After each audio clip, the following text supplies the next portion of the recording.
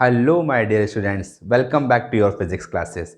और आज जो हम बात करने वाले हैं that is on the topic equipotential surface.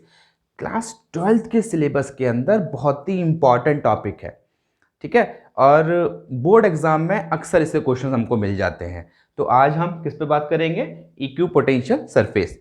अब इक्यू पोटेंशियल सरफेस नाम से ही क्लियर है। इक्यू पोटेंशियल सरफेस मतलब एक ऐसी सरफेस जिसके सभी पॉइंट से पोटेंशियल क्या हो? सेम। बिल्कुल सही, बिल्कुल सही। A surface at which potential is same everywhere is known as what? Equipotential surface. चलो भाई, आप लिख सकते हो ये इक्यू पोटेंशियल सरफेस क्या है? अ surface at which potential is same. A surface at which potential is same everywhere. ठीक है, एक ऐसी सरफेस जिसके सभी पॉइंट से पोटेंशियल क्या हो? सेम, उसे हम क्या बोलते हैं? इक्यू पोटेंशियल सरफेस। ठीक है। अब इसको ड्रॉ कैसे करना है, कैसे ऑब्टेन करनी है, प्रॉपर्टीज क्या है, स्टेप बाय स्टेप हम सब यहां पर बात करेंगे। ठीक है। सबसे पहले इक्यू पोटेंशियल सरफेस अगर ऑब्टेन करनी है, ड्रॉ करनी है, तो हम कैसे करेंगे? चलो भाई बेटा, अभी तक तो हमने क्या पढ़ा है सर? हमने तो ये पढ़ा है कि कोई भी एक पॉइंट चार्ज Q है, उससे r डिस्टेंस पे कोई पॉइंट P है, वहां आपको अगर पोटेंशियल निकालना हो then it is given by the formula V equals to 1/4 pi epsilon naught Q upon R। हाँ, हमने भी यही पढ़ा है, हमने ही पढ़ाया है। तो अब गौर से देखना बेटा, यहां पर 1/4 पाई एप्सिलॉन क्या हो गया? कांस्टेंट। गिवन चार्ज के लिए Q क्या हो जाएगा? कांस्टेंट। अगर मैं R कांस्टेंट कर दूं, बोले सर R कांस्टेंट कर दें मतलब हम कुछ ऐसे पॉइंट्स को ऑब्टेन करें जिनके लिए R क्या आ जाए? सेम। तो उन सभी पॉइंट्स पे पोटेंशियल क्या हो जाएगा? सेम। लाइक यहां से R डिस्टेंस पे हमने एक ये वाला पॉइंट ले लिया, R डिस्टेंस पे हमने ये ले लिया, ठीक है। तो इन सबको ड्रॉ करते हुए अगर मैं एक लोकस ड्रॉ करूं तो इन पूरी ही पॉइंट्स पे इस सरफेस पे पोटेंशियल क्या हो जाएगा? सेम। क्यों भाई? चार्ज सेम है, R सेम हो गया, 1/4 पाई एप्सिलॉन क्या हो गया? कांस्टेंट। तो इस पूरी सरफेस पे आपका पोटेंशियल क्या हो जाएगा? सेम। तो क्या कहलाएगी ये? इक्यू पोटेंशियल सरफेस। यस, क्या कहलाएगी ये? इक्यू पोटेंशियल सरफेस। तो एक बात हम यहाँ नोट कर सकते हैं साइड में, that all the points of an equipotential surface are always equidistant from the charge. Single charge की बात कर रहे हैं हम किसकी बात कर रहे हैं? सिंगल चार्ज की बात कर रहे हैं हम। इक्यू पोटेंशियल सरफेस सिंगल चार्ज के लिए भी ड्रॉ कर सकते हैं, ग्रुप ऑफ चार्जेस के लिए भी हम ड्रॉ कर सकते हैं, लेकिन all the points will be equidistant from a single charge. Single charge की हम बात करेंगे तो इक्यू पोटेंशियल सरफेस के सारे पॉइंट्स क्या होंगे? उस चार्ज से क्या होंगे? ऑलवेज इक्यू डिस्टेंट होंगे। खैर चलो, आगे हम बहुत सारी बातें करनी है। जरा यहाँ देखो, अब ये जो मैंने इक्यू पोटेंशियल सरफेस ड्रॉ करी है, जरा सोच के बताना ये 2D में होगी या 3D में होगी? भाई कोई भी एक चार्ज रखा है, चार्ज रखा तो फील्ड लाइंस वो 2D में निकालेगा या फील्ड लाइंस 3D में निकालेगा? इधर भी जाएगी, इधर भी जाएगी, इधर भी जाएगी, इधर भी जाएगी, इधर भी जाएगी। तो चार्ज तो फील्ड लाइंस को 3 डायमेंशनली रिलीज कर रहा है। तो ये हम इक्यू पोटेंशियल सरफेस 3 डायमेंशनली बना सकते हैं। यस, आप जितनी भी इक्यू पोटेंशियल सरफेस बनाएंगे दीज ऑल एग्जिस्ट 3 डायमेंशनली।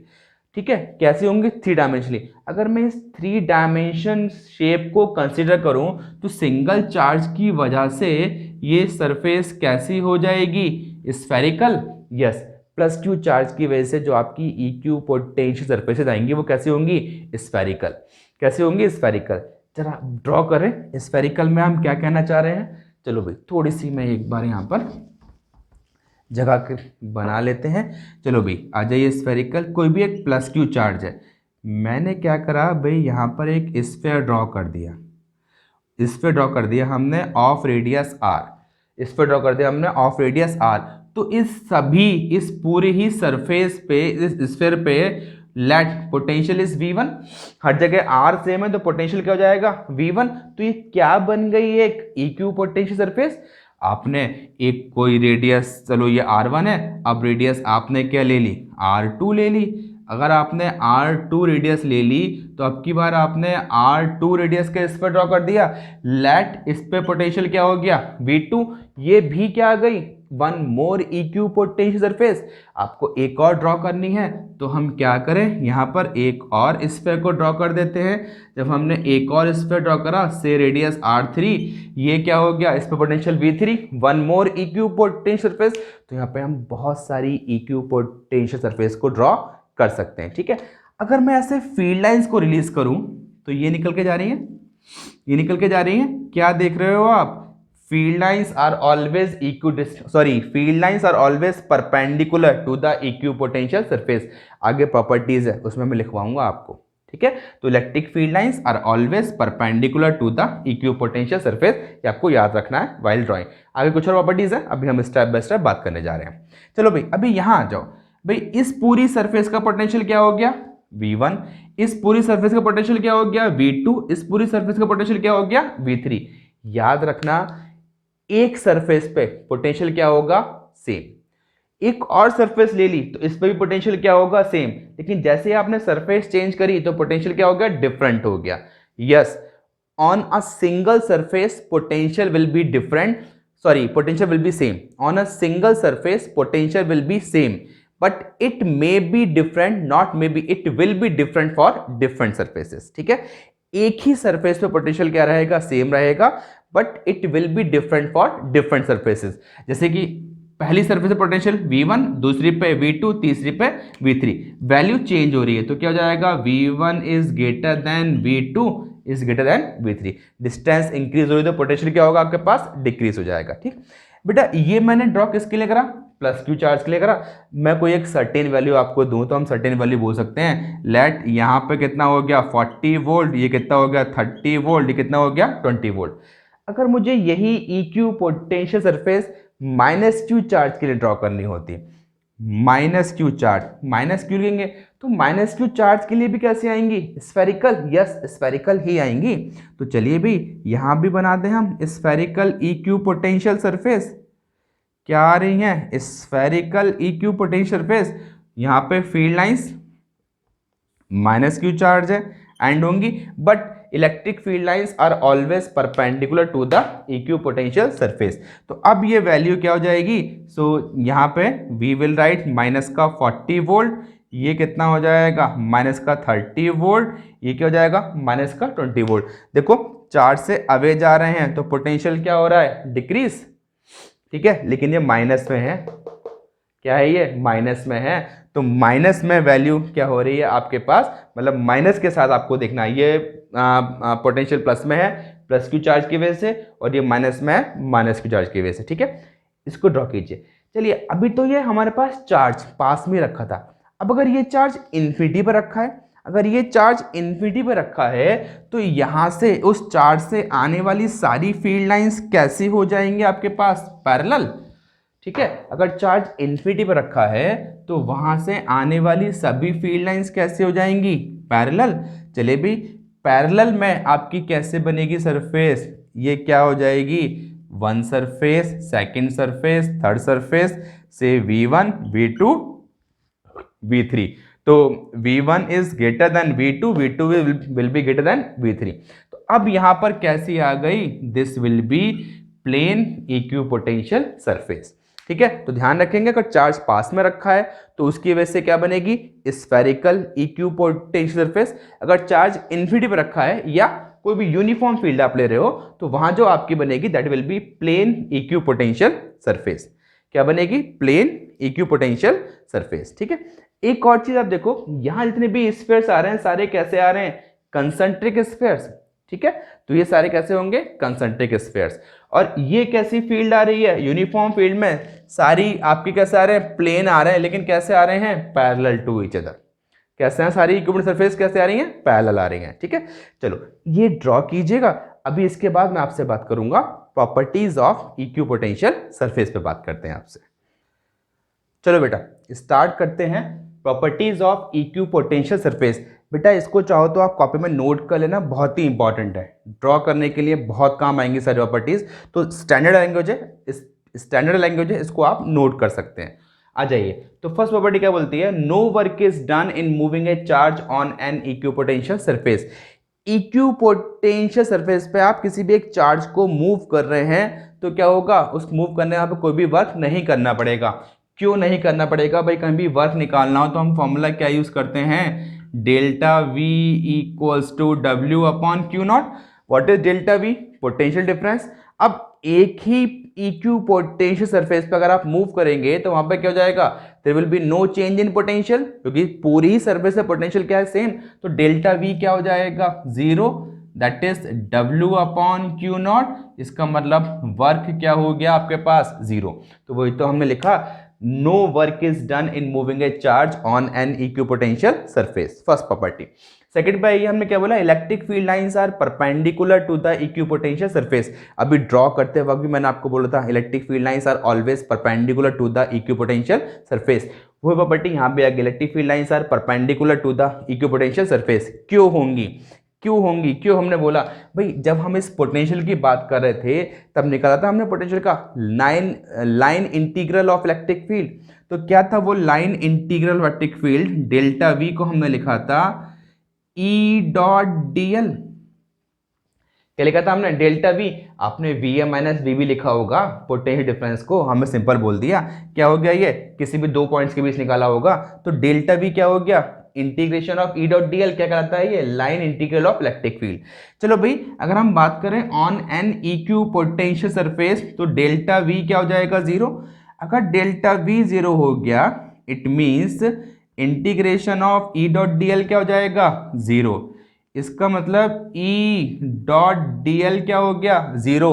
दो क्वांटिटीज का डॉट प्रोडक्ट जीरो है, इसका मतलब क्या है, the two must be perpendicular to each other. तो ये क्या प्रूफ कर रहा है, electric field is perpendicular to the DL.